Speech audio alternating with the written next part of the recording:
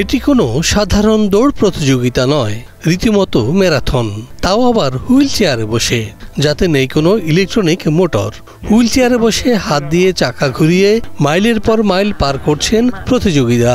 তাদেরই একজন স্প্যানিশ মহিলা হুইল চেয়ার রেসার কারমেন গিমেনেজ, যিনি বলছিলেন কিভাবে খেলাধুলা তার জীবনের বেশ কয়েকটি দুঃখজনক ঘটনা থেকে বেঁচে থাকার জন্য অনুপ্রেরণা হয়ে উঠেছিল। 12 মার্চ 2010-এ আমি একটি আক্রমণের শিকার হয়েছিলাম, যা ছিল একটি লিঙ্গভিত্তিক সহিংসতার ঘটনা। সেই সময় আমার স্পাইনাল কর্ডে আঘাত লেগেছিল, যাতে করে আমি চলৎশক্তিহীন হয়ে পড়েছিলাম। আসলে সেটা ছিল আমার জীবনের একটি টার্নিং পয়েন্ট।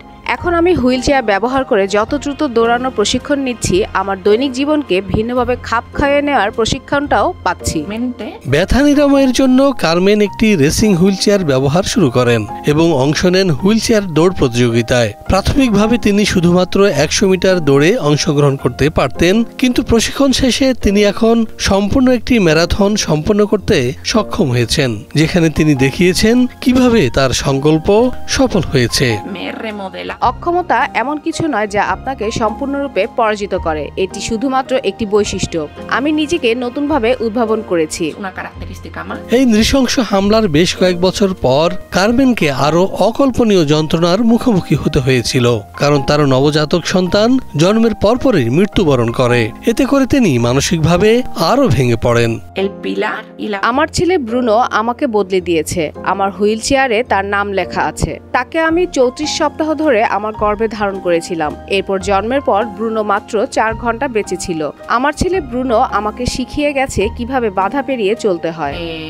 2024 সালের এপ্রিলে কারমেন বিশ্বের প্রাচীনতম বার্ষিক ম্যারাথন দৌড় বোস্টন ম্যারাথনে প্রথম স্প্যানিশ মহিলা হুইল চেয়ার অ্যাথলেট হিসেবে যোগ দেন। রেসের সময় সন্তান ব্রুনোর স্মৃতি তাকে সবাইকে ছাড়িয়ে যাওয়ার অনুপ্রেরণা জুগিয়েছিল বলে জানান তিনি। আমি বিশ্বাস করি খেলাধুলার সাথে মূল্যবোধের একটি সংযোগ রয়েছে, যা সরাসরি জীবনে প্রভাব ফেলে। খেলাধুলার মাধ্যমে আপনি আপনার জীবনের দিকগুলোকে উন্নত করতে পারেন। খেলাধুলার ক্ষেত্রে আমি বিশ্বাস করি যে ব্যর্থতা হলো ভিত্তি এবং সেই ভিত্তি সফলতা আনয়ন করে। দৌড়ে আমি বুঝতে পারি যে আমার ছেলেই যেন আমাকে বহন করছে এবং আমাকে শক্তি দিচ্ছে।